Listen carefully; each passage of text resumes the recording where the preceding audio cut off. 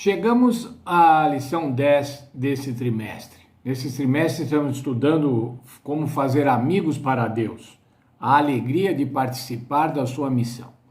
Qual é a missão que Deus nos propiciou participar, que Deus concedeu que participássemos? É levar a mensagem ao mundo, levar a mensagem de salvação ao mundo, levar o evangelho ao mundo, evangelizar o mundo.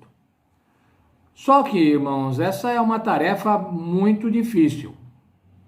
É uma tarefa muito grandiosa. Só no Brasil, nesta semana eu vi, a gente tem uma população de 212 milhões de habitantes.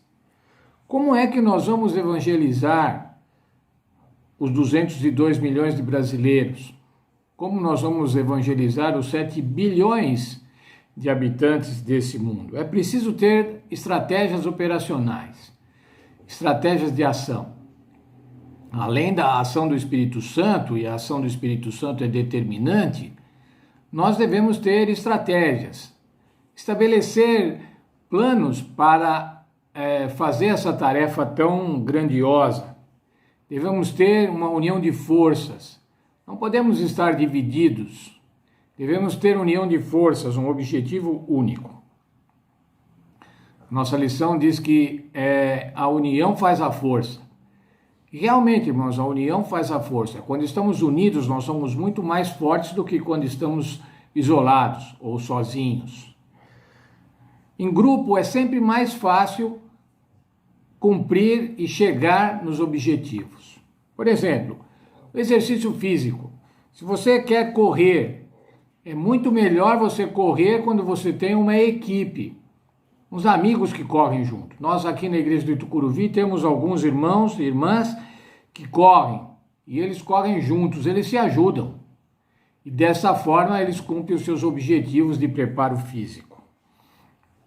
Outra forma de união são os mutirões. Eu me lembro quando eu era menino, a minha família, eles costumavam ajudar-se mutuamente na construção das casas. Tinha um tio que era encanador, tinha um tio que, por sinal, era meu pai, era eletricista, e daí eles se juntavam e faziam as casas de cada família. Ainda, se você quiser fazer um regime alimentar e você tiver um companheiro, é difícil numa casa alguém fazer regime alimentar sozinho. Mas se o marido, a mulher e os filhos estiverem com o mesmo objetivo, é mais fácil. A união de forças faz ajuda. Por isso que há grupos como os Alcoólicos Anônimos, onde pessoas com os mesmos problemas se ajudam e conseguem vencer esse vício do alcoolismo, por exemplo. A Bíblia também apresenta pequenos grupos, irmãos, pequenos grupos na Bíblia. Noé e a sua família se constituíam num pequeno grupo. Um pequeno grupo que estava incumbido de pregar a chegada do dilúvio e construir a arca, e assim eles fizeram. Moisés também compartilhou a liderança, nós vamos ver isso na lição ainda desta semana, com grupos menores para que pudesse governar, dirigir o povo. Paulo estabeleceu as igrejas apostólicas, pequenos grupos eclesiásticos, e também as parcerias missionárias. 2 ou 3 discípulos que saíam, apóstolos que saíam para pregar o evangelho. Ainda hoje também temos muitos pequenos grupos na igreja. Por exemplo, uma classe da escola sabatina é um pequeno grupo interno da igreja. A assistência social da igreja também é um pequeno grupo de pessoas preocupadas com assistência social, a Sociedade de Dorcas, a ADRA. Há ainda grupos familiares de evangelismo, grupos de evangelismo à vizinhança. Na nossa igreja também há grupos de evangelismo étnicos, que pregam em inglês ou que pregam em espanhol, atendendo às necessidades de grupos. Ainda há grupos de atividades, como desbravadores, juvenis, as atividades missionárias em geral. Os grupos se constituem na força da igreja, irmãos. A igreja cresce na medida que os pequenos grupos, os grupos individuais, os grupos de afinidades desempenham os seus trabalhos. O crescimento das igrejas, essa é uma disciplina que é estudada até no curso de teologia. Crescimento de igreja. Os maiores crescimentos de igreja verificados hoje são através de pequenos grupos. Igrejas que se dividem em grupos menores e vão pregar o evangelho, são essas as que crescem mais do que aquelas igrejas grandes que ficam presas nelas mesmas, né? Produzindo mensagens para elas mesmas, mas não evangelizando.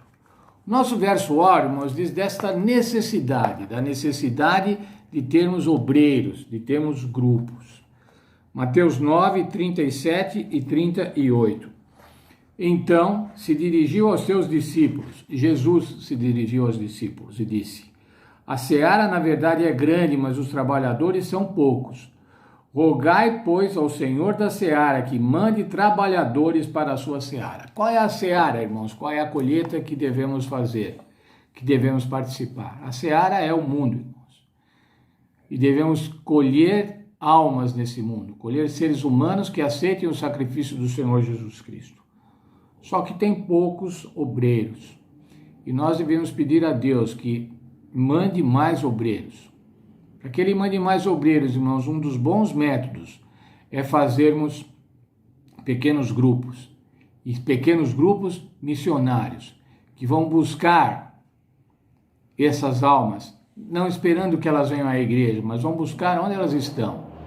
Nas famílias, na vizinhança, no trabalho, aonde for possível estabelecer um pequeno grupo, que ele seja estabelecido, irmãos, para que a gente possa levar o evangelho, para cumprir essa missão, que é de evangelizar o mundo. Nessa semana vamos estudar exemplos de pequenos grupos, exemplos de organizações de pequenos grupos com objetivo missionário. O objetivo do pequeno grupo é alcançar pessoas para o Senhor Jesus. E nós devemos fazê-lo desta maneira.